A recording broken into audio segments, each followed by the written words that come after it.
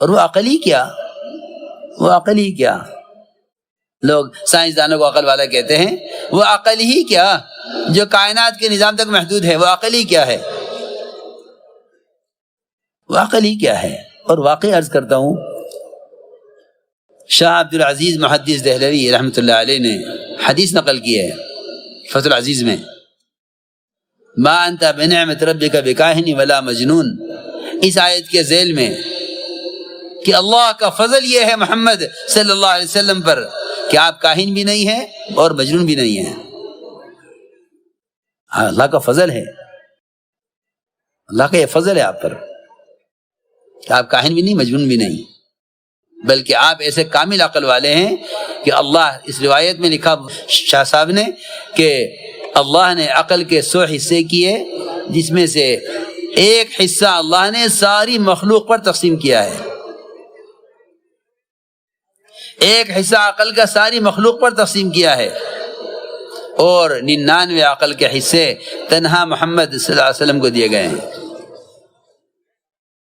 یہ سنتوں کے بارے میں یہ کہیں کہ اس سے کیا کیا فائدہ ہے، اس سے کیا ہوتا ہے، یہ کس لیے ہے، اس کی کوئی گنجائش نہیں ہے، اس کی کوئی گنجائش نہیں ہے کہ کوئی مسلمان یہ کہے کہ اس سنت کی کیا ضرورت ہے، اس سنت کی کیا فائدہ ہے، کہ جس 99 عقل والے نے یہ عمل تجھے کر کے دکھلایا ہے، جس کا حکم دیا ہے، تیرے پاس اس کے مقابلے میں عقل کا کون سا ذرہ ہے جس کی بنیاد پر تو یہ سوال کرے کہ اس سنت کی کیا ضرورت ہے. سوچنے کی بات ہے.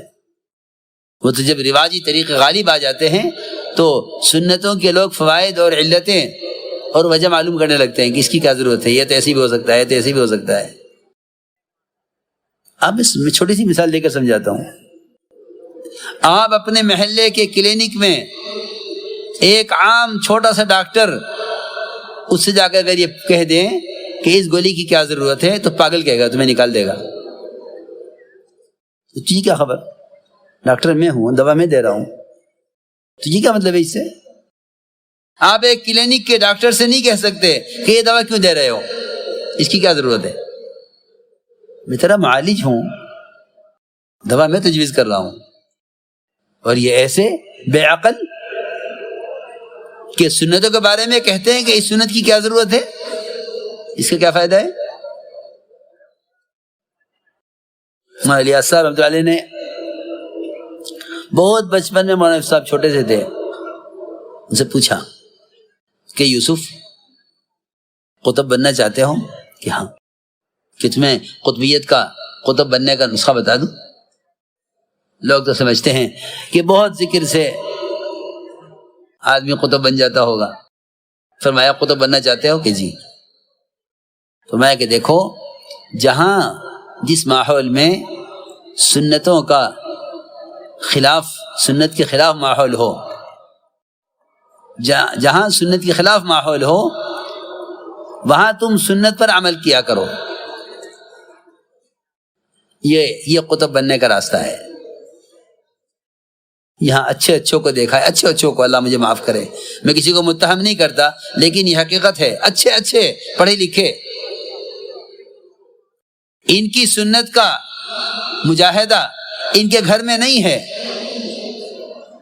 یہ گھر میں سنت کے مطابق کھانا کھا رہے ہیں، کوئی مجاہدہ نہیں ہے. یہ اپنے شعبے میں، یہ اپنے ماحول میں سنت عمل کر رہے ہیں، کوئی مجاہدہ نہیں ہے. ہاں، ذرا کسی ان کے محسن، ان کے چاہنے والے، ان کے کسی دوست کے یہاں شادی ہو اور یہ وہاں جائیں اور وہاں کھانا خلاف سنت ہو رہا ہو، یہ یوں کہیں کہ اس وقت تو موقع نہیں ہے سنت پر عمل کرنے کا، لوگ کیا کہیں گے، لوگ کیا کہیں گے. لہذا یہ کوئی سنت ہی تو ہے، فرض تو ہے نہیں، اور اس وقت موقع بھی نہیں سنت پر عمل کا. سنت پر عمل کرنا عمل کرنے کے لیے نہیں ہے، سنت عمل کرنا امت کو سنت کی تعلیم دینے کے لیے ہے. اور سنت کے احیاء کا جہاد، ایک سنت کو زندہ کرنے کا جہاد، مخالف ماحول میں عمل کرنے کا نام ہے، چھپ کر عمل کرنے کا نام سنت کا جہاد نہیں ہے. کیونکہ اتباع سنت اور احیاء سنت، اتباع سنت جہاد نہیں ہے، احیاء سنت جہاد ہے۔ میں کچھ ضروری بات عرض کی ہے، اتباع سنت جہاد نہیں ہے، احیاء سنت جہاد ہے، کہ آپ وہاں سنت کو زندہ کریں جہاں اس سنت کے خلاف ماحول ہے، ورنہ یہ بہروپی ہے، بہروپی ہے، جہاں جیسا موقع ہوتا ہے وہاں ویسا کر لیتے ہیں۔ جی ہاں، جہاں جیسا موقع ہو وہاں ویسا کر لو۔ میں تم سے قسم کھا کر کہہ سکتا ہوں کہ اللہ نے قرآن میں جن لوگوں کا تعارف کرایا ہے وہی یہ لوگ ہیں، وَمِنَ النَّاسِ مَن يَعْبُدُ اللَّهَ عَلَىٰ حَرْفٍ، کہ یہ وہ لوگ ہیں کہ یہ اسلام اور کفر کے بارڈر پر چلتے ہیں، کنارے کنارے، اگر اسلام کی طرف خیر دیکھتے ہیں ادھر پلٹ جاتے ہیں، کفر میں خیر دیکھتے ہیں تو ادھر پلٹ جاتے ہیں۔ یہ حالات دیکھ کر چلتے ہیں، حکم دیکھ کر نہیں چلتے۔ ایسا فرماتے تھے کہ اگر کار کے مقابلے میں گدھے پر بیٹھنے میں فخر محسوس نہیں کرتا تو دل میں ایمان نہیں ہے، دل میں ایمان نہیں ہے۔ اگر کار کے مقابلے میں گدھے پر سواری کرنے میں فخر محسوس نہیں کرتا تو دل میں ایمان نہیں ہے۔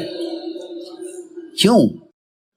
اتباع سنت کے اتباع۔ عبداللہ بن عمر رضی اللہ عنہما اتنا اتباع سنت کا کرتے تھے، اتنا اتباع سنت کرتے تھے کہ روایت میں ہے کہ اگر کوئی دیکھے تو پاگل سمجھے۔ ایک درخت تھا مدینے سے دور صحرا میں، عبداللہ بن عمر رضی اللہ تعالیٰ عنہ پانی لیتے مشکیزے میں، سوار ہوتے اونٹ پر، وہاں جاتے اس درخت کو پانی دے کر آتے۔ جنگلی درخت، نہ کوئی سائے کا فائدہ نہ کوئی پھل کا فائدہ۔ پوچھا کہ آپ یہ کیا کرتے ہیں؟ اس درخت کو زندہ رکھنے کی کیا ضرورت ہے؟ اتنا سفر کر کے آپ جاتے ہیں، پانی لے کر اٹھا کر پھر اس میں پانی ڈال کے آتے ہیں، کیوں؟ فرمانے لگے کہ میں نے حضور اکرم صلی اللہ علیہ وسلم کو ایک مرتبہ اس درخت کے پاس، اس درخت کے قریب قضاء حاجت کرتے ہوئے دیکھا ہے۔ صرف اس یادگار کو باقی رکھنے کے لیے میں یہ کام کرتا ہوں۔ وہاں ایک مرتبہ قضاء حاجت کر لی، یہ اس درخت کو زندہ رکھنا چاہتے ہیں جہاں آپ نے قضاء حاجت کی ہے۔ ہم آپ کے قضاء حاجت کے طریقے کو جانتے بھی نہیں ہیں، جانتے بھی تو عمل نہیں کرتے۔ ہم قضاء حاجت کی سنت کو چھوڑے ہوئے ہیں، وہ آپ کی قضاء حاجت کرنے کی جگہ کے درخت کو زندہ کرنے کی کوشش میں ہیں۔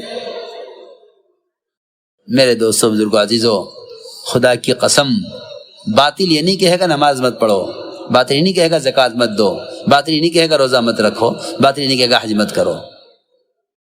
وہ یہ کہے گا کہ صرف تم اپنی عادات اور ضروریات میں ہمارے تابع ہو جاؤ۔ اسلام کا خلاصہ، اسلام کا حسن، اسلام کی جاذبیت، اسلام کا وقار، اسلام کی حقیقت وہ محض اتباع سنت میں ہے، محض اتباع سنت میں ہے۔ ہمیں صحابہ میں فرق یہ بیٹھا ہے، وہ سنت عمل کرتے سنت ہونے کی وجہ سے، ہم سنتوں کو چھوڑتے ہیں سنت ہونے کی وجہ سے۔ چھوڑ دو، سنت ہے۔ اس لیے فرمایا گیا کہ جو خبر نبی لے کر آ رہے ہیں اس کا یقین کرو۔